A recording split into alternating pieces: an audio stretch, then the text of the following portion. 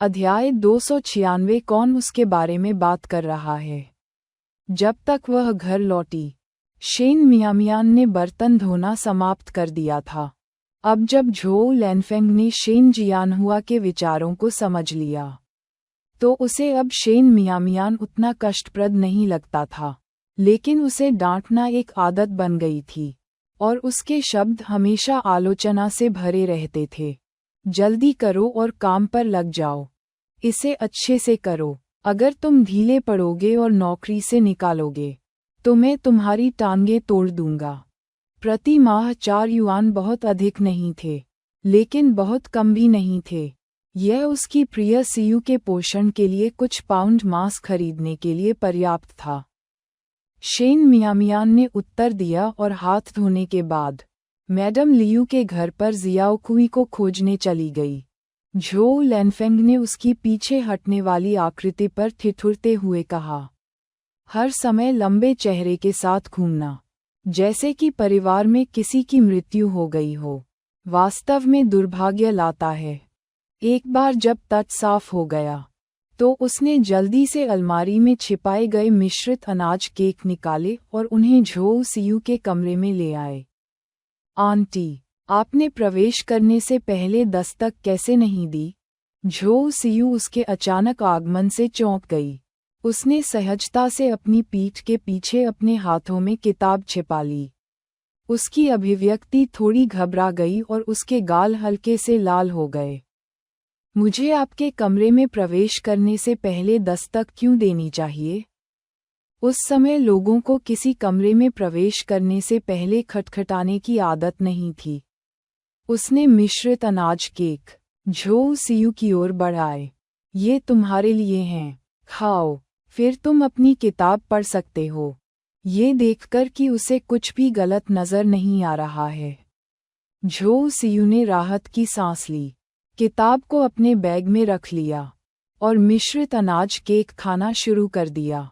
Aunty, क्या आपने uncle को देने के लिए सभी पेस्ट्री नहीं ली? उद्धरण चिन्ह, मैंने इसे विशेष रूप से आपके लिए रखा है, झोउ लैनफेंग ने गर्व से पूछा। क्या ये स्वादिष्ट है? मैंने सिर्फ आपके लिए थोड़ी सी चीनी डाली है। ये स्वादिष्ट है, झोउ सीयू ने सिर हिलाया। केक मीठा और सचमुच स्वादिष्ट था।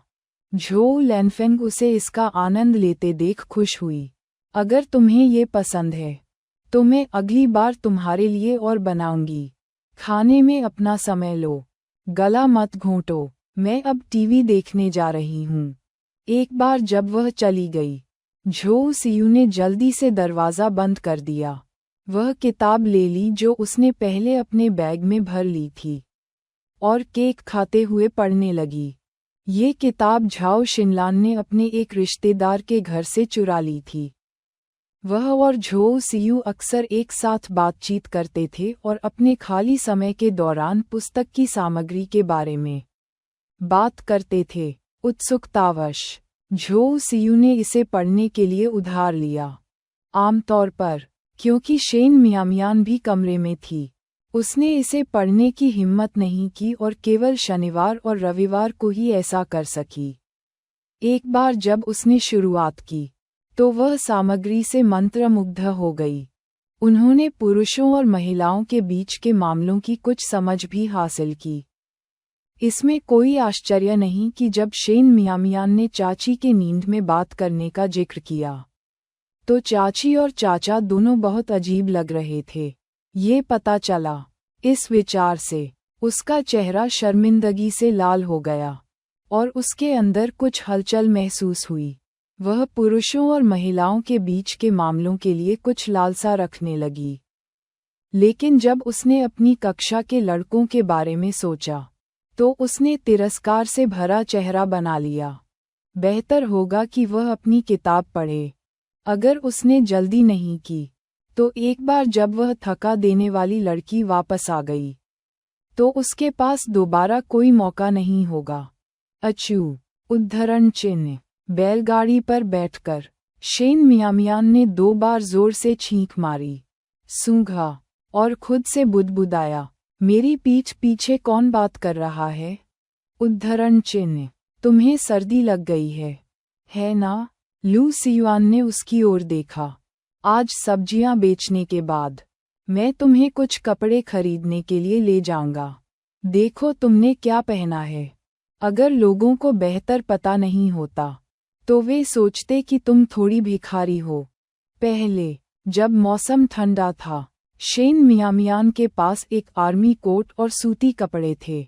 लेकिन अब, जब अप्रैल करीब था और मौसम गर्म था, तो शेन मियामियान के पास पहनने के लिए केवल 2 पुराने कपड़े थे। बाहें इतनी छोटी थीं कि वे उसकी कलाइयों को भी नहीं ढक पा रही थीं। वह लंबे समय से इसे बर्दाश्त करने में असमर्थ था। शेन मियामियान ने अपनी आंखें घुमाईं। भले ही मैं एक भिखारी होता, मैं सबसे साफ और सुंदर होता। अध्याय 297 कपड़े खरीदना। शेन मियामियान ने अपनी आंखें घुमाईं। भले ही मैं एक भिखारी होता, मैं सबसे साफ और सुंदर होता। लेकिन बात करें तो उन्होंने जो कपड़े पहने थे वो थोड़े छोटे लग रहे थे। वह हाल ही में पैसा कमाने में इतनी व्यस्त थी कि उसने अपनी उपस्थिति पर ज्यादा ध्यान नहीं दिया। वह अब एक युवा लड़की थी और उसकी सुंदरता खिलने की उम्र में थी। और सही ढंग से तैयार होना वास्तव में एक अच्छा विचार था। लेकिन यह विचार केवल उसके दिमाग में कौंधता रहा और इस पर अमल करने का उसका कोई इरादा नहीं था। लू सियुआन ने उपहासपूर्वक कहा, सबसे मोटी चमड़ी वाले को यह अधिक पसंद है। हालांकि उसने ये कहा, फिर भी उसने उसकी ओर देखा और सोचा कि अगर वह खुद को सुंदर बनाएगी, तो वह वास्तव में उन शहरी लड़कियों की तुलना में अधिक सुंदर होगी। उन्होंने महसूस किया कि शहरी लड़कियों और देहाती लड़कियों के बीच अंतर यह है कि शहरी लड़कियों की त्वचा गोरी होती है और वे अच्छे कपड़े पहनती हैं, और शेन मियामियान की त्वचा भी बहुत गोरी थी। शहर में बिकने वाली जेली जितनी कोमल थी, सही कपड़ों के साथ वह एक शहरी लड़की लग सकती थी और शायद कोई भी विश्वास नहीं करेगा कि वह ग्रामीण इलाके से थी। उस विचार के साथ उन्होंने कहा, मैं बाद में आपके लिए कुछ पोशाकें खरीदूंगा ताकि आप उन्हें बदल सकें, और एक जोड़ी जूते भी। क्या जो आपने पहने हैं वे लगभग खराब नहीं हो गए हैं? उद्धरण चिन्ह। मैं नहीं खरीद रहा हूँ, शेन मियामियान ने साफ इनकार कर दिया, ये सोचते हुए कि वह पैसे खर्च करने में अनिच्छुक थी। लू सियुआन ने कहा, उन्हें सार्वजनिक धन से खरीदें, यह आपकी व्यक्तिगत बचत नहीं है।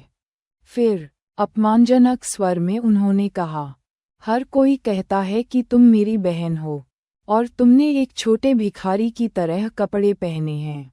यह मेरे लिए बहुत शर्मनाक है। शेन मियामियान ने उसकी एड़ियों पर नजर डाली। तुम्हारी एड़ियां दिख रही हैं, तुम शर्मिंदा कैसे नहीं हो? उद्धरण चिन्ह। इस मामले पर शेन मियामियान के मन में वास्तव में लू सियुआन के प्रति बहुत सम्मान था। हालांकि उसने काफी पैसा भी कमाया था, लेकिन उसमें बिल्कुल भी अहंकार नहीं था। उसने स्कूल में लापरवाही से खर्च नहीं किया, न ही पोज दिया, और एक किशोर के लिए 1000 युआन से अधिक एक अच्छी रकम थी। ग्रामीण इलाकों में ये 3 अच्छे टाइल वाले घर बना सकता है। ऐसा आत्मनियंत्रण हर किसी के लिए संभव नहीं था। ध्यान रखें, लू सियुआन का उसके जितना अनुभव किए बिना पुनर्जन्म नहीं हुआ था।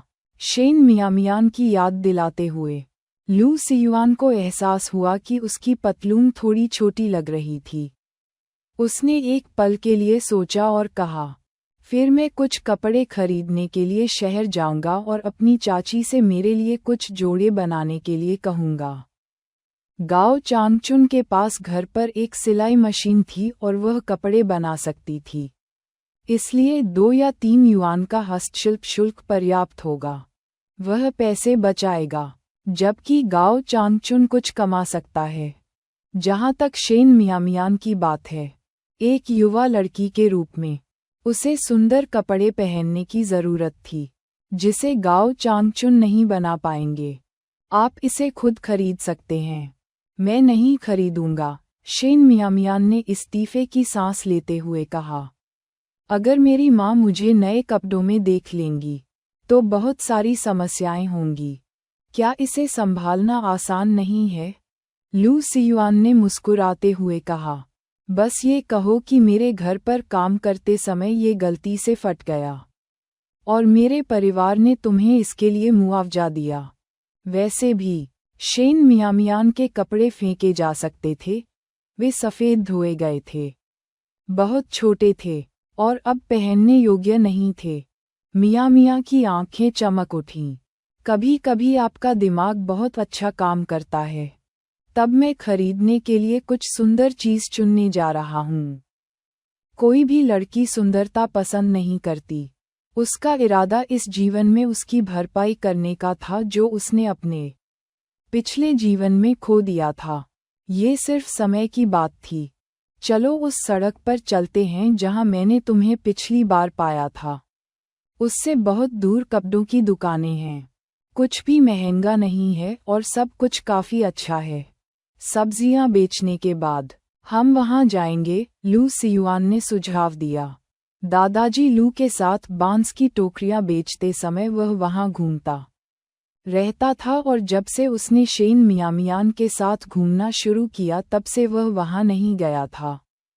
अब घूमने की योजना बनाकर उसे कुछ उत्साह महसूस हुआ। लू सियुआन पूरी तरह से तैयार था। आज की कमाई को बचाने और इसके बजाय इसे कपड़ों पर खर्च करने के लिए तैयार था। अध्याय 298। पिछले जन्म की सास। उनका छोटा व्यवसाय अब बहुत अच्छा चल रहा था, क्योंकि सर्दियों के खरबूजों का मौसम बीत चुका था। वे मुर्गियां, बत्तख और उनके अंडे, साथ ही सोयाबीन पेस्ट और सूखी सब्जियां बेच रहे थे, जो ज्यादा जगह नहीं लेते थे और अधिक लाभदायक थे। इस प्रकार शहर की प्रत्येक यात्रा से उन्हें कम से कम 50 से 60 युआन और कभी-कभी 80 से 90 युआन तक की कमाई होती थी। हर कोई जानता था कि वे ग्रामीण इलाकों से कृषि उत्पाद बेचते हैं, इसलिए दोनों ने अपना माल विशेष रूप से तेजी से बेच दिया और एक सुबह में एक गाड़ी के लायक सामान खत्म कर दिया। लू सियुआन और शेन मियामियान ने बची हुई सब्जियां बगल के कटोरे और चॉपस्टिक बेचने वाले को दे दीं और उससे उनकी बैलगाड़ी पर नज़र रखने को कहा। फिर दोनों क्लॉथ्ज़र स्ट्रीट घूमने गए। 80 के दशक में लिचेन का विकास भले ही नहीं हुआ हो, लेकिन शहर में अभी भी काफ़ी अस्थायी आबादी थी। आसपास के गांवों और कस्बों से लोग बड़ी खरीदारी करने के लिए यहां आते थे। बेहतर परिस्थितियों वाले कई परिवार कपड़े खरीदने के लिए शहर जाना पसंद करते थे, भले ही आप सिर्फ एक हेयर टाई खरीद रहे हों, जब तक ये कहा जाता है कि यह शहर से आया है। अन्य लोग इसे उच्च स्तरीय और परिष्कृत समझेंगे। इसलिए काफ़ी संख्या में देहाती लोगों को यहाँ घूमते देखा जा सकता था, लेकिन वे मुख्य रूप से वयस्क थे। उसके और लू सियुआन जैसे मिडिल स्कूल के छात्रों को देखना दुर्लभ था, चूंकि उन दोनों ने अच्छे कपड़े नहीं पहने थे और युवा थे।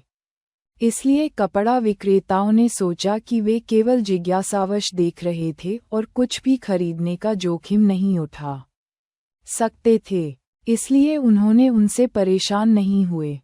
शेन मियामियान को किसी भी स्टाइल में दिलचस्पी नहीं थी, न ही वह कुछ अन्य लोगों की तरह कपड़ों को अंधाधुंध तरीके से देखना पसंद करती थी। थोड़ा घूमने के बाद शेन मियामियान ने कोई कपड़ा नहीं खरीदा था, लेकिन लू सियुआन ने कई मीटर कपड़ा खरीदा। उन्होंने 2 सेट अपने लिए और 2 सेट अपने दादाजी के लिए बनाने की योजना बनाई। कपड़ा महंगा नहीं था, कुल मिलाकर 1 दर्जन युआन से अधिक, लेकिन काफ़ी समय तक ब्राउज़ करने के बाद उसने अपनी खरीदारी कर ली थी। और शेन मियामियान ने न केवल कुछ भी नहीं खरीदा, बल्कि उसने महिलाओं के कपड़े भी नहीं देखे थे। ये सोचकर कि वह पैसे खर्च करने में अनिच्छुक है, उसने उसे पास के एक स्टॉल की ओर खींच लिया और उससे पूछने के लिए एक कपड़ा उठाया।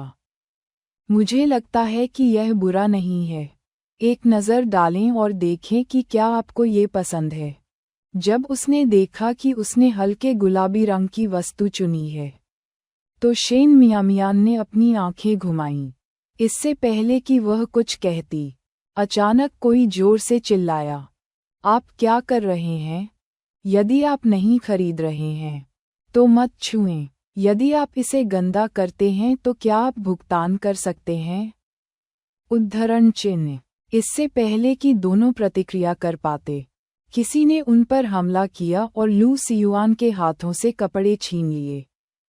अचानक हुए इस घटनाक्रम ने दोनों को कुछ हद तक स्तब्ध कर दिया। जब शेन मियामियान ने स्टॉल मालिक का चेहरा स्पष्ट रूप से देखा, तो ऐसा लगा मानो वह बर्फ के तहखाने में गिर गई हो। उसे पूरे शरीर में ठंडक महसूस हो रही हो। उसने कभी भी यह उम्मीद नहीं की थी कि वह अपनी पिछले जन्म की सास वांग इरफेग से मिलेगी। वह तीक्ष्ण और क्षुद्र मुख अविस्मरणीय था, भले ही वह राख में बदल गया हो।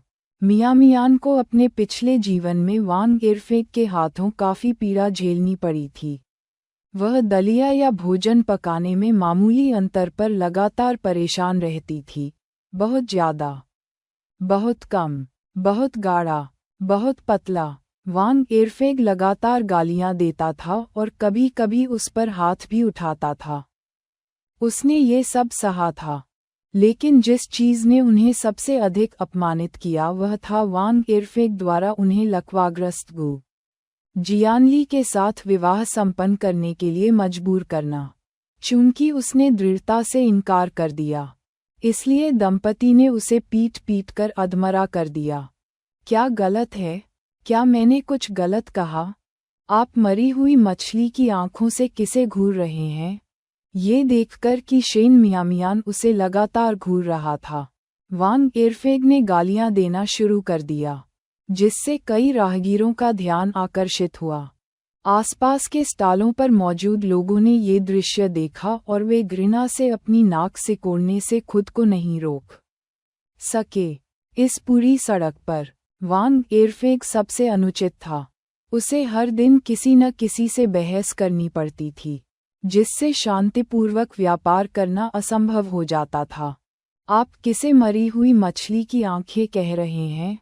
लू सियुआन पीछे हट गया, अपने सदमे से उबर गया और उसकी बकवास को बर्दाश्त करने को तैयार नहीं था। आप कपड़े बेचते हैं लेकिन लोगों को उन पर नज़र डालने नहीं देते।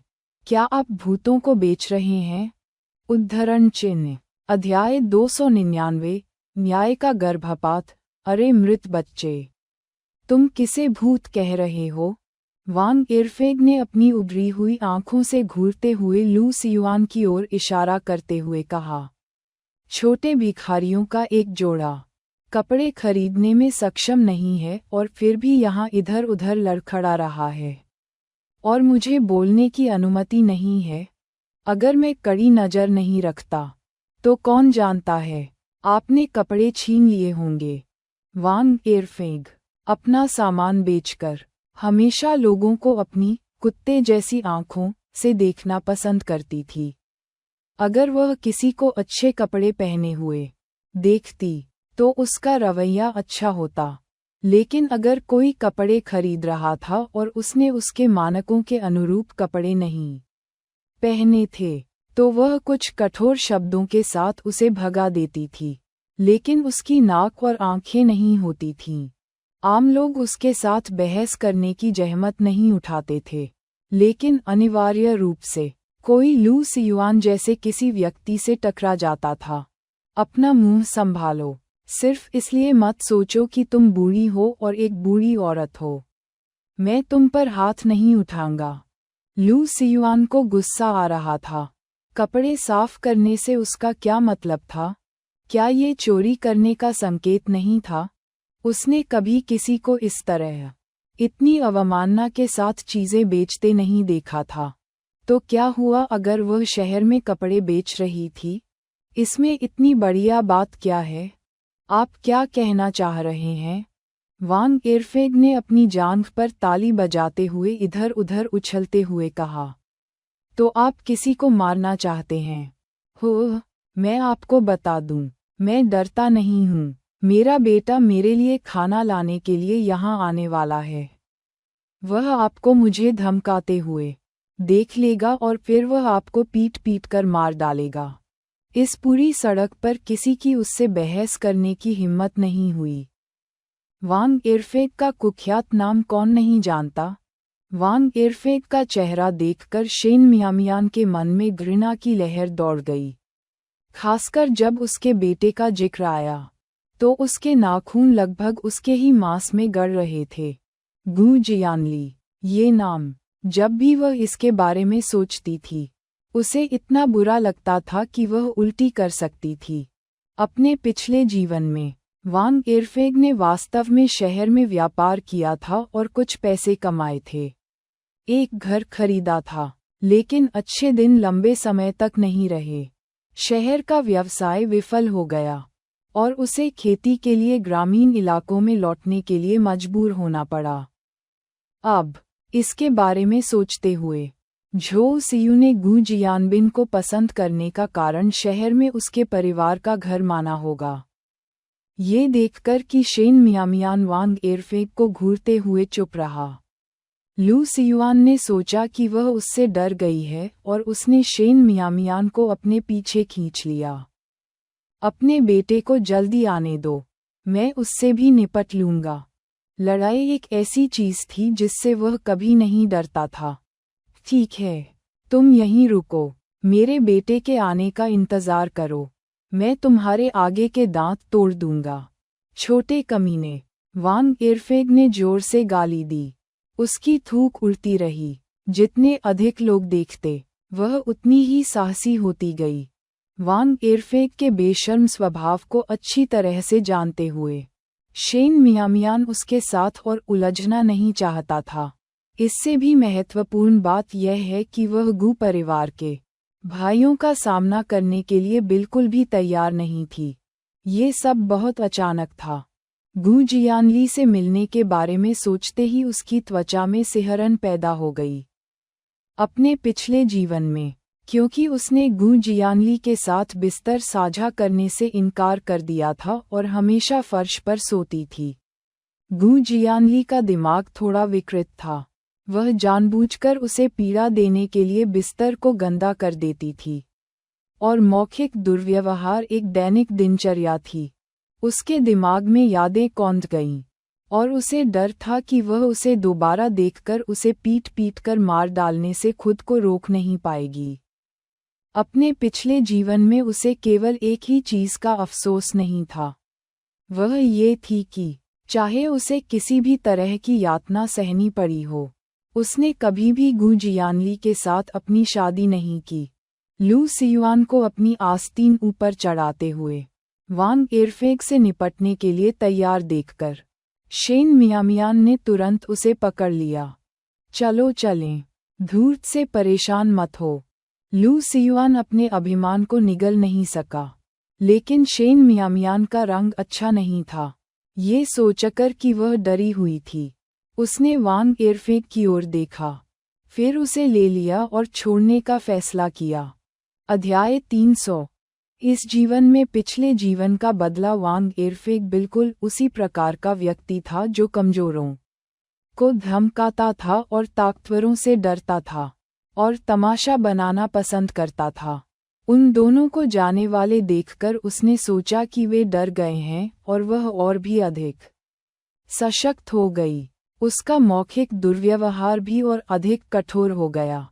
तुम छोटी फूहड़, अभी बड़ी हुई हो और पहले से ही यंग मास्टर वांग के साथ बेवकूफ बना रही हो। पापा, अपनी शेखी बघारने के अंत में उसने कफ का एक गाढ़ा टुकड़ा खांसते हुए जमीन पर थूक दिया। थोड़ा फूहड़, शेन मियामियान की निगाहें तुरंत ठंडी हो गईं। अपने पिछले जीवन में वांग इरफेक ने उसे कभी भी उसके नाम से नहीं बुलाया, बल्कि हर दिन उसे छोटी फूहड़ कहकर चिढ़ाया। उसने पीछे हटने के बारे में सोचा था, लेकिन वांग इरफेक ने फिर भी उसे जाने नहीं दिया। क्या उसने सोचा कि वह अभी भी अपने पिछले जीवन की वही व्यक्ति थी? जैसे ही वांग एरफेग ने गाली देना समाप्त किया और मुड़ने ही वाला था, शेन मियामियान अचानक पीछे मुड़ा और उसके चेहरे पर जोर से थप्पड़ मारने के लिए दौड़ा। वह अपने पूर्व जीवन में वह थप्पड़ मारना चाहती थी, लेकिन वांग एरफेग के मरने तक उसने ऐसा करने की हिम्मत नहीं की। अब आखिरकार अपनी इच्छा पूरी करते हुए केवल 2 शब्दों से ही उसका दिल भर आया, संतुष्टि देने वाला। लू सियुआन और वांग एरफेग दोनों स्तब्ध थे। जाहिर है, किसी ने भी पहले से शांत शेन मियामियान के पास इतनी विस्फोटक शक्ति होने की उम्मीद नहीं की थी। अपनी पतली कद काठी के बावजूद उसने दौड़ने का साहस किया और भारी भरकम वांग एरफेग को, जिसका वजन 180 पाउंड था, मारने का साहस किया। वास्तव में भले ही शेन मियामियान ने कोई कदम नहीं उठाया था, लू सियुआन प्रतिक्रिया देने का इरादा कर रहा था। वे उसे शाप दे सकते थे, लेकिन शेन मियामियान को नहीं। अच्छा मारा। लू सियुआन ने असाधारण रूप से राहत महसूस की और वांग एरफेग के जवाबी कार्रवाई के डर से जल्दी से शेन मियामियान को अपने पीछे बचा लिया। एक बार जब हैरान वांग एरफेग को होश आया, तो वह गुस्से से आग बबूला हो गई। तुम्हारे लिए अच्छा, तुम छोटी फूहड़, तुमने मुझे मारने की हिम्मत की? देखो, मैं तुम्हें कैसे पीट पीट कर मार डालता हूँ, छोटी कमीनी। जैसे ही उसने असहनीय अपमान किया, वह शेन मियामियान की ओर बढ़ी जो लू सियुआन के पीछे था। वह मूर्ख नहीं थी। अपने बड़े आकार के बावजूद वह जानती थी कि लू सियुआन नाम के एक व्यक्ति के साथ शारीरिक लड़ाई में उसे नुकसान होगा, लेकिन उस युवा मिस को मारना एक अलग कहानी थी। वह अपने जैसे 3 लोगों को मात दे सकती थी और अपने वजन से उन्हें आसानी से कुचल सकती थी। भाड़ में जाओ। लू सियुआन ने उसे शेन मियामियान के करीब आने का कोई मौका नहीं दिया और उसे दूर कर दिया। वांग एरफेग को पता था कि वह उन दोनों के खिलाफ नहीं जीत सकती, इसलिए उसने खुद को गिरने दिया। सीधे जमीन पर लेट गई। हर कोई आओ और देखो। वे कपड़े चुराते हुए पकड़े गए और अब वे लोगों पर हमला कर रहे हैं। जल्दी आओ, वे यहाँ किसी को मारने जा रहे हैं। उद्धरण चिन्ह। दर्शक। उद्धरण चिन्ह ... उद्धरण चिन्ह। दर्शक सभी स्थानीय लोग थे जो जानते थे कि वांग एरफेग किस तरह का व्यक्ति था और उन्होंने पूरी घटना भी देखी थी, इसलिए कोई भी मदद के लिए आगे नहीं आया। लू सियुआन ने सोचा कि झोउ लैनफेंग एक दृश्य बनाने में बहुत अच्छा था, लेकिन उसने कभी नहीं सोचा था कि कोई उस कला में उससे आगे निकल सकता है। उस पल वह वास्तव में चाहता था कि वांग एरफेग उससे सीधे भिड़े, क्योंकि उसके लिए उसे संभालना आसान होता। अब वांग एरफेग के जमीन पर पड़े होने के कारण वह उस पर हाथ रखने में असमर्थ महसूस कर रहा था, लेकिन शेन मियामियान वांग एरफेग के नखरों से नहीं डरे और सीधे चले गए। जब वांग एरफेग नहीं देख रहा था, उसने उसके नितंबों पर 2 बार लात मारी, जिससे वांग एरफेग दर्द से चिल्लाने लगा। अपने पूर्व जीवन में वांग एरफेग ने उसे कई बार लात मारी थी, इसलिए ये केवल उसकी अपनी दवा का स्वाद था। वांग एरफेग जैसे किसी व्यक्ति के सामने अपने बड़ों का सम्मान करने की बात करना बुजुर्गों का सरासर अपमान था। हत्या। प्रिय स्वर्ग, वे वास्तव में किसी को मारने जा रहे हैं। छोटी फूहड़ किसी की हत्या करने जा रही है। वांग एरफेग की चीखें और भी तेज हो गईं, लेकिन अंदर ही अंदर वह गुस्से से उबल रही थी। इस बार उसे वास्तव में एक कठिन अखरोट का सामना करना पड़ा था। आमतौर पर जमीन पर गिरने की उसकी हरकत से अन्य लोग घबरा जाते थे। उसे यकीन नहीं हो रहा था कि इस लड़की ने उसे लात मारने की हिम्मत की। यह अपमानजनक था। कोसते रहो और मैं तुम्हारा मुंह टेढ़ा कर दूंगा। लू सियुआन उसे अभी भी ऐसे गंदे शब्द उगलते हुए सुनकर फिर से भड़क उठी। लू सियुआन की धमकी से वांग एरफेग डर गई। उसकी आंखें खुल गईं और उसने देखा कि उसने कोई हरकत नहीं की है। इसलिए उसने फिर से अपनी आंखें बंद कर लीं और रोना जारी रखा। हालांकि इस बार